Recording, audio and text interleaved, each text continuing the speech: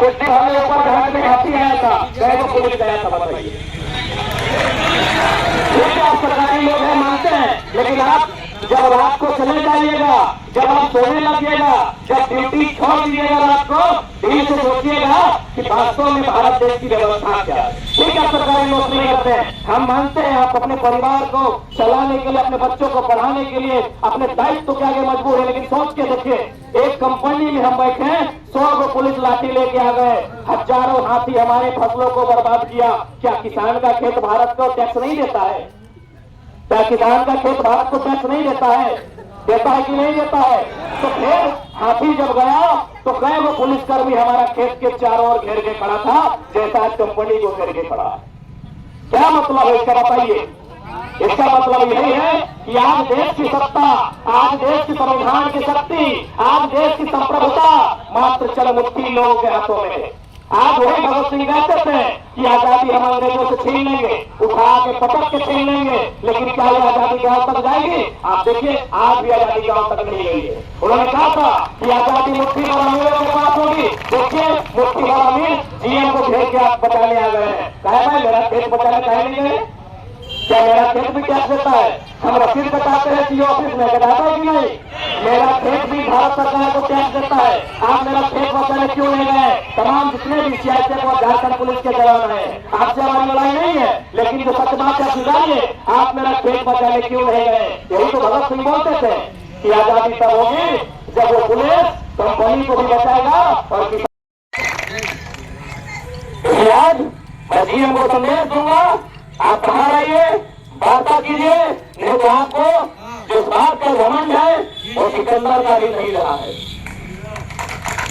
वो सिकंदर का भी नहीं रहा है। क्या सोचते हैं? एसपी आपको बचाएंगे? कब तक बचाएंगे? रिटायरमेंट से एक दिन पहले तक, रिटायरमेंट के बाद कोई नहीं पूछेंगे, कोई नहीं पूछेंगे। सुन लीजिए जीएम साहब, रिटायरमेंट के बाद कोई नहीं पूछेंगे। समझ में आता है आपको?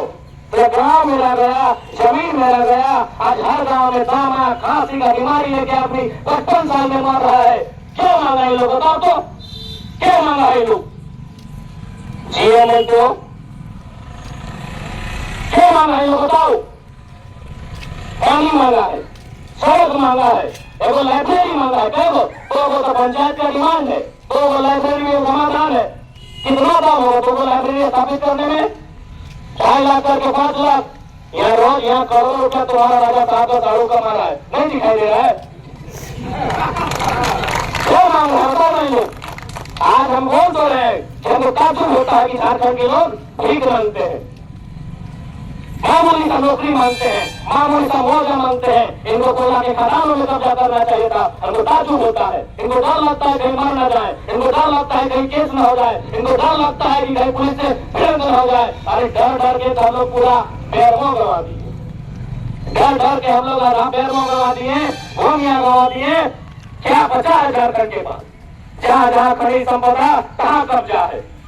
इसलिए आज मैं स्पष्ट कहूंगा कि आज जो भी मांगों को लेकर आप आए हैं, ये मामूली मांग है। अगर नहीं मानता है, बदला लेने का सोचिए, बदला लेने का सोचिए। हम तो यहाँ तक बोले कि आने वाला पीढ़ी, बहन को भी बोले और भाई को भी बोले कि हम तो हमारे दो नहीं, 2 एक्स्ट्रा पैदा कीजिएगा, उसको कागज कलम किताब नहीं हथियार देके फोटो बढ़ाइएगा। मजबूरी में एक पढ़ा लिखा लड़का को मजबूरी में ऐसा बोलना पड़ा। आज आप देखिए 1.5 साल का वीडियो है, भाषण देखिए। हमने हमेशा क्या कहा? भारतीय संविधान article 1, India is a country of state, हमने हमेशा जिक्र किया है। आर्टिकल 19 का जिक्र किया है, हमने आर्टिकल 16, आर्टिकल 14, आर्टिकल 15 का जिक्र किया है, हमने आर्टिकल 39 का जिक्र किया है, हमने आर्टिकल 44 का जिक्र किया है, हमने अनुच्छेद 7, अनुच्छेद 9 का जिक्र किया है। लेकिन आज हथियार का जिक्र उसी लोग का करना पड़ रहा है। कारण 2 सालों में मेरे भाषण का स्तर अगर बदला है तो बेईमानी के कारण बदला है, भ्रष्टाचार के कारण बदला है, और इसका दोषी यहाँ का करप्टेड सिस्टम है। और सुनिए मेरा ऐसे वीडियो, 1.5 साल से हमने यही हमेशा संविधान की धाराओं की बात कहा है, हमेशा हमने तेलंगाना, तमिलनाडु, हरियाणा, पंजाब को उदाहरण दिया है, हमने हमेशा महाराष्ट्र, गुजरात के बंटवारे को उदाहरण दिया है। लेकिन आज व्यवस्था के कारण, आज मजबूरी में मैंने अपने भाषण के स्वर को बदला है, क्योंकि इतना अन्याय जो झारखंड के साथ हुआ है, पूरे ब्रह्मांड में, पूरी दुनिया में किसी के साथ नहीं हुआ है। बोले तो मैंने 8 को कोयला कहीं नहीं थे, जीएम को मालूम है कि नहीं? 8 वो कोयला क्रेडिट होता है। आप 8 कोयला यूनिट के बारे में पता कर लीजिए। वहाँ किस प्रकार की स्थापन का पॉलिसी है वो पता कर लीजिए। किस प्रकार से छात्र को घर बना के दिया जाता है। और ये झारखंड में क्यों नहीं?